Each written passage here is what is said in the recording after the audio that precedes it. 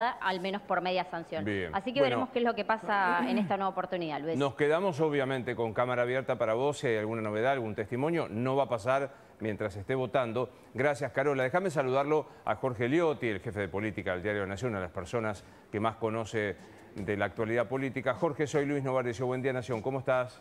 ¿Qué tal, Luis? Buenos días. ¿Cómo te va? Bueno, en general aprobada, un número más que aceptable, quiero decir, y está pasando en particular. ¿Qué primera conclusión sacás, Jorge? Mira, Luis, yo creo que lo más interesante es hacer una comparación con la escenografía que estamos viendo ahora en comparación con lo que fue la aprobación de la ley Ómnibus. Y yo resaltaría por lo menos 3 cambios. El primero fue naturalmente la reducción de la cantidad de artículos, fue un proyecto que ha sido podado fuertemente. En segundo lugar, se nota que hubo mucha más conversación política, es decir, hay menos volatilidad de algunos actores que no son del oficialismo del PRO, que acompañaron, y ahí se notó que hubo mucho más trabajo previo, no llegaron tan crudos al momento de la sesión. Y el tercer dato a mí me parece que se está dando en el propio desarrollo de la sesión en el recinto.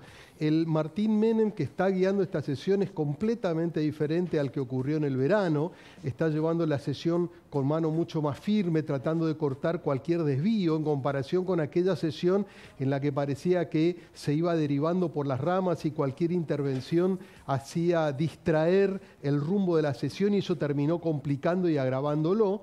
Y también hay un cambio sustancial en el manejo del timing del propio oficialismo. Hoy está llevando la voz cantante el diputado Santurio, mucho más efectivo que Sago en el ejercicio de esa dinámica parlamentaria. Entonces, fíjate que cada vez que aparece algún diputado con alguna intervención un poco más disruptiva, rápidamente lo reencauzan y sigue la discusión. Eso le da agilidad y evita esa percepción que ocurrió en el verano, que se empezó a trastabillar y empezaron a aparecer los números negativos. Acá estamos viendo en la votación en particular que con pequeñas oscilaciones se mantiene firme. Esto nos hace presumir que la media sanción de la ley Bases, por lo menos que es lo que se está tratando ahora, va a terminar de concluir satisfactoriamente para el oficialismo. Claro. Ahora digo, yo sé que no te gusta adjetivar, que sos un periodista de gráfica y por lo tanto es incorrecta la pregunta que te hago. La impresión que tuve viendo la sesión en general y las intervenciones es de una pobreza importante en la calidad del análisis de la ley. Se está discutiendo una ley, no un concepto político abstracto, ¿no? Bueno, y yo te diría que, Luis, se discuten varias leyes en un solo proyecto, ¿no? En condiciones naturales, más allá de que haya habido un achicamiento de la ley Ómnibus original, tiene una gran cantidad de capítulos extremadamente cruciales y relevantes que ameritarían leyes individuales, ¿no? Claro. Con lo cual está claro que el debate por ahí mucho más politizado evita una discusión más de fondo sobre cada uno de estos puntos. Pero bueno, yo creo que en parte por el agotamiento propio de la sesión muy larga, más el antecedente del verano, donde ya hubo una previa muy fuerte, me da la impresión de que hoy el objetivo del oficialismo es tratar de salir adelante lo más rápido posible, evitar todos los riesgos, evitar todos los debates posibles y asegurarse la sanción de la ley. Total. Es muy importante, más allá de lo que el propio presidente marca, como la semana pasada que dijo que si no la quieren aprobar no pasa nada, está absolutamente claro que el gobierno, no solo desde lo simbólico como señal de gobernabilidad, de sustentabilidad que necesita darle a los mercados, al fondo, a la política en general, sino también por el contenido de la ley, porque cuando el gobierno dice cómo se va a dar la recuperación económica, habla del blanqueo, habla de la moratoria, habla del régimen para grandes inversores, todos temas que están en estos proyectos que están debatiendo hoy. Entonces, para mí, aprobar o no la ley es la diferencia entre un gobierno que se va a quedar solo con el ajuste fiscal o un gobierno que va a poder desplegar un poco más, de forma más estructural, lo que es su plan de gobierno. Por las dudas, quiero que Pancho intervenga. Está hablando Romina del Pla, quiero avisar que se opone. Por si hay alguno que está esperando otra cosa, se opone. Sí, Pancho. Jorge, ¿qué clavijas ajustó el gobierno porque hay una diferencia grande, ¿no? Hasta ahora lo que venimos viendo respecto de lo que pasó en febrero? Bueno, mirá, Pancho, yo creo que por eso marcaba las diferencias respecto del primer tratamiento. En primer lugar, la ley ómnibus aterrizó en la Cámara de Diputados sin que nadie conociera la letra. Recordarás la foto de Franco y Martín Menem con ese bodoque que le dejó en la Cámara de Diputados. Ni los legisladores de La Libertad Avanza sabían qué había dentro. Acá hubo una gran cantidad de reuniones con los bloques y con los gobernadores. Y además, y muy importante, hubo una disposición del gobierno a modificar lo que fuera necesario para aligerar el tratamiento. Recordarás que en aquella circunstancia el gobierno se había parado en una posición de máxima, donde decía no vamos a cambiar nada, hizo pequeñas concesiones, buscó forzar una situación para la cual no tenía espalda política. Ahora fue todo lo contrario. El caso más concreto y evidente yo te diría que es el de la reforma laboral, o ahora llamada modernización laboral, que pasó de 60 artículos a 16. La postura del gobierno ahí fue hay que sacar algo vinculado con ese tema, resignando lo que eran los objetivos de, yo te diría, meterse con las cajas sindicales, ¿no? Quedaron solamente algunas cuestiones de legislación laboral. Esto demuestra que también el gobierno adoptó una postura totalmente pragmática y lo que quiere es dar la señal de que va a sacar la ley. Por eso digo, más allá de lo que ha dicho el presidente la semana pasada, dio todas las señales el gobierno de que esta vez sí lo quiere sacar. Dialogó, conversó, hizo concesiones. Yo te diría, visitó a los gobernadores, habló con los legisladores, llegó en otras circunstancias en comparación con lo que ocurrió en el verano. Bueno, nos está avisando Jean Libares, nuestro compañero que llegó, Karina Milei, que acaba de verla ingresar por Combate a los Pozos, que se dirige directamente al Congreso.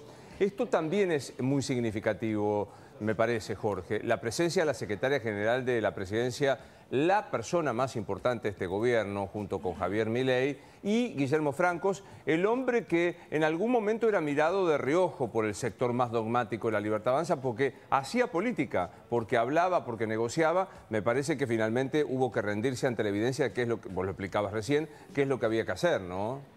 Claramente, Luis, y yo el otro día lo mencionaba en alguna columna, que es una reivindicación implícita a los postulados de Franco, que desde el principio decía en algún momento se van a dar cuenta que no hay otro camino que adoptar ciertas lógicas y funcionamientos de la política, que implica hacer concesiones y negociar, ¿no? Y aquellos que eran absolutamente intransigentes al principio, bueno, terminaron aceptando por imperio de la propia realidad que tenían que aceptar esto. La presencia de Karina es una reafirmación del interés que le pone el gobierno a esto. Karina tiene un vínculo cercano con Martín Menem, ha incidido en lo que ha sido la remoción de Sago de la presidencia del bloque, es decir, percibe que la Cámara de Diputados es uno de los ámbitos de la extensión de su poder, a diferencia de lo que ocurre en el Senado, que es un poco el territorio de Villarruel, con la cual no se lleva muy bien. Entonces, la presencia de Francos es normal, todos los gobiernos, el ministro político está presente y está bien que así ocurra, pero te demuestra, fíjate que por ejemplo no está el ministro Caputo, el de Economía, porque en el fondo se impuso la mirada más dialoguista, no la mirada quizás que era de preservar la pureza del proyecto original, ¿no? Bueno, acaba de votarse un capítulo, no te vayas Jorge, porque quiero analizarlo con vos, acaba de votarse un capítulo con 147 votos positivos, va oscilando en eso, entre 138 y 150. Entiendo que, ahí está Martín Tetaz, arranca la discusión de la, yo no quiero decir reforma laboral, porque me parece que es demasiado ambicioso el término reforma laboral. 30 segundos, Jorge, dame, a ver qué dice Tetaz. Que voy a pasar a leer para que su decisión revele la preferencia de su bloque respecto de estas cuestiones. Sucesivos a la numeración que corresponde, sustitúyese el artículo 242 de la 20.744 y sus modificaciones por la siguiente. Justa causa, una de las partes podrá hacer denuncia del contrato de trabajo en caso de inobservancia por parte de la otra de las obligaciones resultantes del mismo que configuren injuria y que por su gravedad no consientan la prosecución de la relación. La valoración deberá ser hecha prudencialmente por los jueces, teniendo en consideración el carácter de las relaciones que resulta de un contrato de trabajo, según lo dispuesto en la presente ley, y las modalidades y circunstancias personales en cada caso. Configura grave injuria laboral como objetiva causal de extinción del contrato de trabajo la participación en bloqueos o tomas de establecimiento. Se presume que existe injuria grave cuando durante una medida de acción directa a. Se afecte la libertad de trabajo de quienes no adhieran a la medida de fuerza mediante actos, hechos, intimidaciones o amenazas.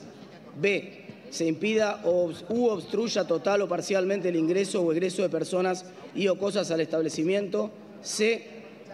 Se ocasionen daños en personas o en cosas de propiedad de la empresa o de terceros situadas en el establecimiento, instalaciones, mercaderías, insumos, materias primas, herramientas, etc., o se las retenga indebidamente. Previo al distracto, el empleador debe intimar al trabajador al cese de la conducta injuriosa, excepto en el supuesto de daños a las personas o cosas previsto en el inciso C, donde la producción del daño toma inoficiosa la intimación. Y a continuación los siguientes dos artículos, vinculados a la cuota sindical. El artículo 9 de la Ley 14.250 debe ser reemplazado por el siguiente. Artículo 9. La convención colectiva podrá contener cláusulas que acuerden beneficios especiales en función de la afiliación a la asociación profesional de trabajadores que la suscribió. Las cláusulas de la convención por las que se establezcan contribuciones a favor de la asociación de trabajadores participantes se encuentran prohibidas, tanto para los afiliados como también para los no afiliados comprendidos en el ámbito de la convención. Y modifíquese el artículo 9 de la 23.551, que quedará redactado de la siguiente manera. Artículo 9. Las asociaciones sindicales no podrán recibir ayuda económica de empleadores ni de organismos políticos nacionales o extranjeros. Esta prohibición no alcanza los aportes que los empleadores efectúen en virtud de normas legales respecto de aquellos trabajadores afiliados a la entidad gremial respectiva durante su permanencia en la misma. Principio de revelación, señor miembro informante. Revele su posición, por favor. Diputado Tetaz. Ahora tiene la palabra el diputado Sergio Palazzo. Sí, diputado Palazzo, de la bancaria, o sea, un hombre muy importante. Estamos hablando, lo que Tetaz decía es que se dejó afuera como causal de despido sin indemnización del 245 de la Ley de Contrato de Trabajo. Si yo bloqueo es una injuria grave y por lo tanto el empleador puede despedirte. Y el tema de la cuota sindical, que fue el pedido, no sé si está ahí Jorge, fue el pedido, Jorge, que hizo la CGT, por decirlo torpemente en nombre de los gremios, para no hacer más lío, ¿no es cierto? Exactamente, el punto que ahora se va a discutir, que tiene que ver con el capítulo laboral, tiene este punto de conflicto porque el radicalismo quiere insistir en este tema de la cuota sindical, algo que el gobierno ya se resignó a no tener para que la CGT no bastardeara el proyecto y eso le permitiera contar con ciertos apoyos. El vocero de esta postura había sido Miguel Ángel Pichetto. La semana pasada parecía que este capítulo naufragaba por esta cuestión de insistir en este punto. Hay que ver si los radicales tienen los votos suficientes para imponerse o no. Y claro, es interesante porque acá aparecen los roles invertidos, ¿no? La UCR corre por derecha al gobierno y le dice, ustedes que iban a ir contra la casta, incorporen este capítulo la cuota sindical que le reduce la influencia de las cajas gremiales, ¿no? Y el gobierno, como decíamos antes, ya en una exhibición de puro pragmatismo, dicen, no toquemos más, ya acordamos los temas de legislación laboral, no insistamos con eso. Hay que ver en todo caso qué hace la Libertad Avanza en este capítulo, pero me da la impresión de que están dispuestos a resignar para sacar el resto. Claro, me parece que, bueno, ¿sabés cómo se llama eso, Jorge? Hacer política, ¿no? O sea, salvo los que decían vamos por todo o hagan un partido y ganen las elecciones, el resto sabe que la política es una mesa de negociación donde se pone, se saca, se deja, se acondiciona para lograr que salga una cuestión, ¿no? Yo creo lo mismo, Luis, y me parece saludable ese ejercicio que viene haciendo el gobierno. Quizás disimuladamente, no lo quiere exponer porque un poco colisiona con la narrativa pública del propio Milei, ¿no? Que siempre va, digamos, por todo y no concede, y su discurso contra la casta. Pero en los hechos se ve una dosis de pragmatismo que en el fondo uno lo que hace entender es que es un gobierno que va madurando en la necesidad de lograr ciertos objetivos, ¿no? De todos modos, más allá de las concesiones, Jorge, ¿a vos te parece que es una ley que avanza en el tema laboral? Recordemos que a De la Rúa casi le cuesta un gobierno esta discusión, ¿no? Bueno, mirá, yo siempre decía, cuando salió, recordemos que el capítulo entero laboral estaba en el DNU. Y yo un poco bromeaba con la idea, lo que le había costado tanto a Alfonsín con la ley Muchi, la ley laboral de la Rúa, resulta que por decreto salía. Bueno, después al final se estancó, eso está en discusión en la Corte, con lo cual está trabada esa parte del DNU. Ahora hay una adaptación más acotada. Yo creo que hay algunos progresos en lo que tiene que ver con el periodo de prueba, claro, en lo que tiene que ver con el tema de las multas, en fin, cosas que el sindicalismo acepta que necesita, porque también en los gremios tienen un problema central y que se empieza a agravar en tanto impacta la recesión, claro, que es no generan las condiciones para que la dinámica del mercado laboral sea más ágil, ¿no? Total. Entonces, el empresariado siempre dice la legislación es muy rígida y los gremios han venido perdiendo en gran medida nivel de representación porque no ha crecido la masa de lo que ellos representan, porque el sector formal está estancado hace más de 10 años. Desde 2012. claro. Por eso. Entonces, bueno, son 12 años. Entonces, ¿a dónde va el que consigue un trabajo? Va o al sector autónomo monotributista o al sector informal. Y eso no tributa a los gremios. Entonces, Bien. los gremios también han venido revisando un poco su postura respecto de poder lograr mayor caudal en el mercado laboral formal, que es el que ellos representan. Jorge, gracias como siempre. Por favor, Luis, un placer. gusto. Igualmente. Jorge Liotti. Bueno, está habiendo dos cosas. Primero, fuera del Congreso, nada.